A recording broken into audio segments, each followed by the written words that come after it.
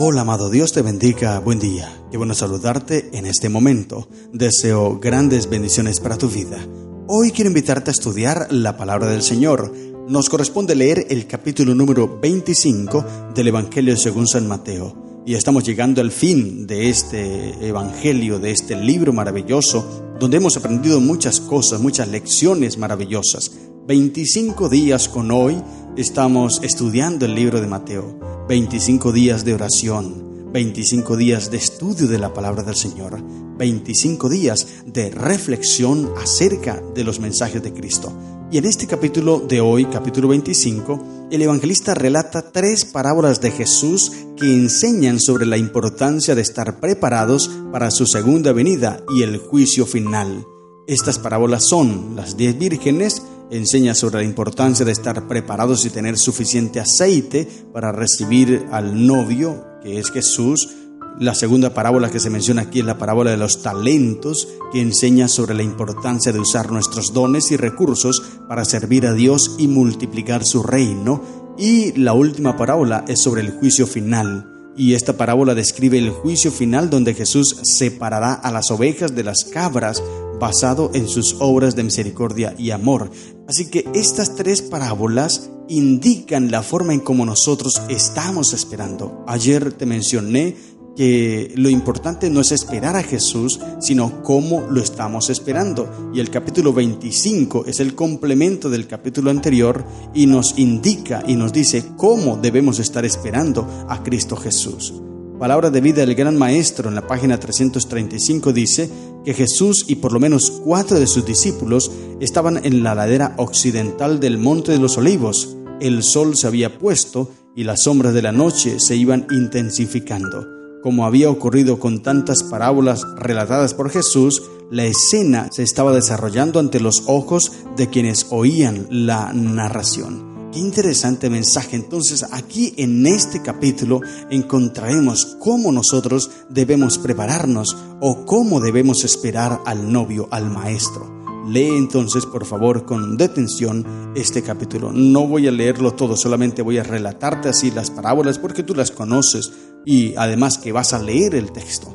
Dice la palabra de Dios, Mateo 25. Entonces el reino de los cielos será semejante a 10 vírgenes que tomando sus lámparas salieron a recibir al esposo. 5 de ellas eran prudentes y 5 insensatas. Ahí está el mensaje. Y luego se desenlaza toda la historia. Voy a leerte un texto de la Sierva del Señor, un libro en inglés que lleva por título El Trabajo del Sur, del 28 de octubre del año 1910. Dijo la Sierva del Señor, hablando sobre esta parábola: todos los que esperan al esposo celestial están representados en la parábola como dormidos, porque su Señor demoraba su venida. Pero los prudentes se despertaron ante el mensaje de su aproximación. Respondieron al mensaje, no perdieron todo su discernimiento espiritual y se pusieron en acción. Su experiencia religiosa se robusteció e incrementó al aferrarse de la gracia de Cristo y pusieron su afecto en las cosas de lo alto. Comprendieron dónde estaba la fuente de sus recursos y apreciaron el amor que Dios les prodigaba.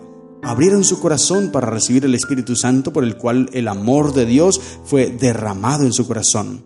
Arreglaron y encendieron sus lámparas, las cuales proyectaban constantes rayos de luz a las tinieblas morales del mundo.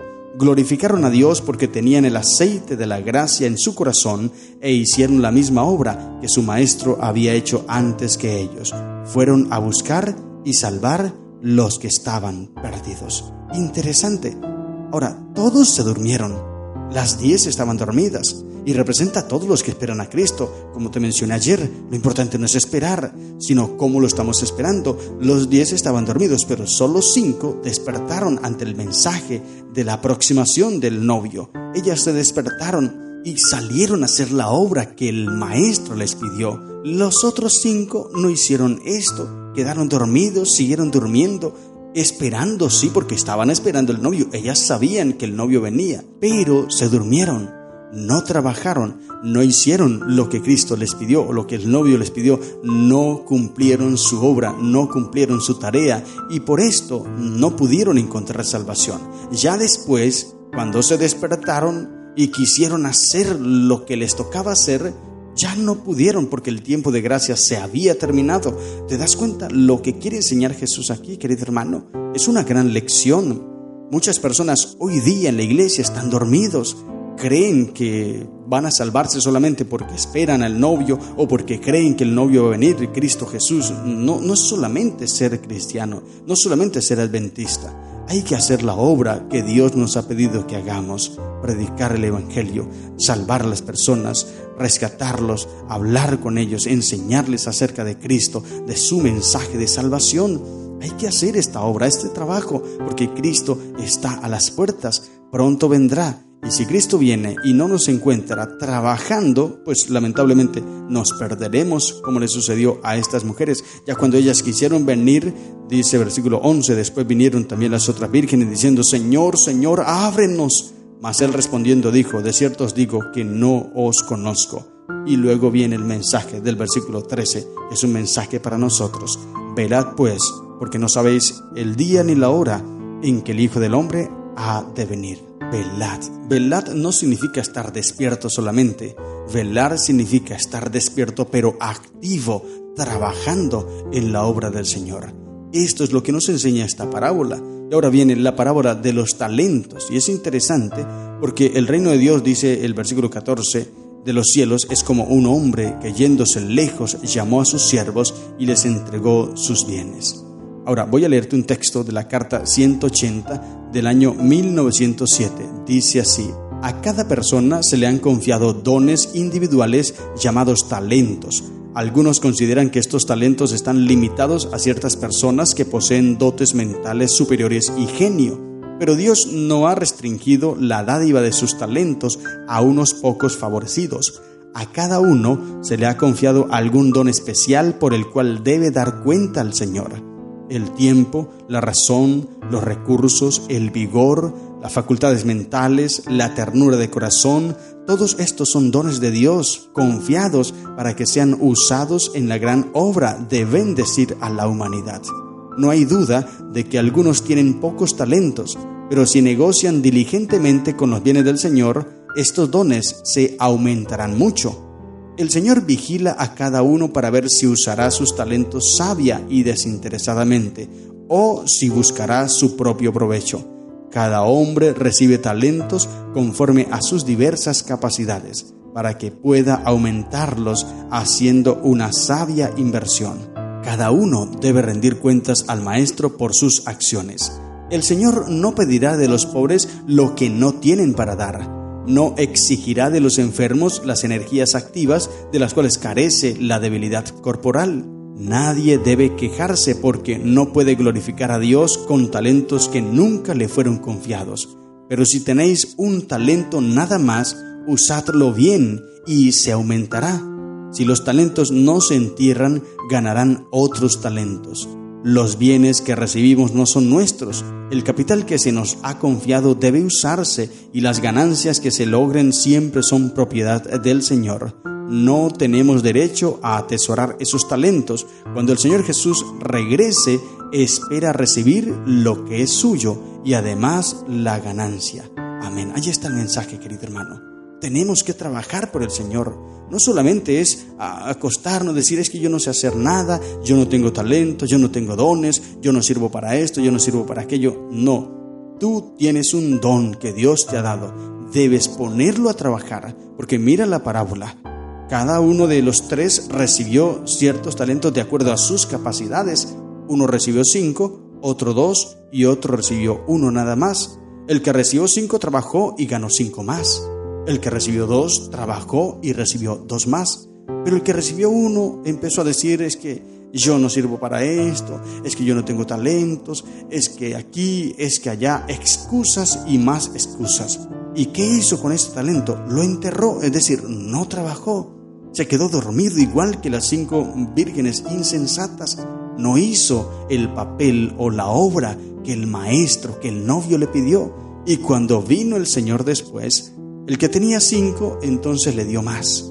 El que tenía 2 le dio más también. ¿Y por qué le dio más? Porque dice el texto: bien hecho, buen siervo fiel. Sobre poco has sido fiel, sobre mucho te pondré. Entra en el gozo de tu Señor. Y eso más que recibió son las ganancias eternas. Allí recibieron la recompensa eterna porque administraron lo poquito que aquí tenían en la tierra. Así que lo que tenemos en la tierra, querido amigo, querido hermano, es poquito en comparación a lo que Dios nos ha preparado. Y si tú con eso poquito que tenemos aquí en la tierra le eres infiel, quiere decir que en la eternidad también serás infiel. Por eso no recibirás eso, no recibirás lo mucho. Y fue lo que pasó con el tercer hombre que recibió un talento. Él empezó a sacar excusas y dijo: Señor, es que yo sabía que tú eres así, esto y aquello. Sacar excusas. Respondiendo entonces su Señor, versículo 26, le dijo: siervo malo y negligente, sabías que ciego donde no siembro y que recojo donde no esparcí. Por tanto, debías haber dado mi dinero a los banqueros, y al venir yo hubiera recibido lo que es mío con los intereses. Quitadle pues el talento y dadlo al que tiene 10 talentos, porque al que tiene le será dado y tendrá más, y el que no tiene, aún lo que tiene le será quitado. Y al siervo inútil echadlo en las tinieblas de afuera, allí será el lloro y crujir de dientes. Qué triste desenlace. Pero así será, querido hermano, para todo aquel que no trabaja ni hace la obra que Dios le ha encomendado. Y luego viene el momento del versículo 31 en adelante hasta el final, el juicio de las naciones, lo que sucederá en el tiempo final. Pero ya nosotros sabemos, si no trabajamos, si no hacemos la obra que Dios nos ha encargado, entonces no podremos disfrutar de lo que Dios nos ha preparado. Recuerda, no solamente es esperar a Jesús, es cómo lo estás esperando. Hoy día estamos en las mismas condiciones. Hay muchos grupos de personas en el mundo. Y tú le preguntas a las personas: ¿tú crees en Cristo? Le va a decir sí. ¿Tú crees que Jesús viene? Te va a decir sí, yo creo. ¿Lo estás esperando? Te va a decir sí. Pero ¿cómo lo está esperando? Esa es la pregunta. ¿Cómo estás esperando al Maestro? No es solamente esperar por esperar, es hacer la obra que Cristo nos ha encomendado, predicar su palabra, anunciar al mundo, preparar nuestras vidas, fortalecer nuestras vidas cada día con la palabra de Cristo y estar entregado a Él. Como leímos en el día anterior, el que persevere hasta el fin, este será salvo. Por eso, querido hermano, fortalécete en Cristo, entrégate a Él y deja que Él controle y guíe todos tus pasos. Estas son las lecciones que encontramos en el capítulo 25 del Evangelio según San Mateo. Que el Señor te bendiga. ¡Feliz día!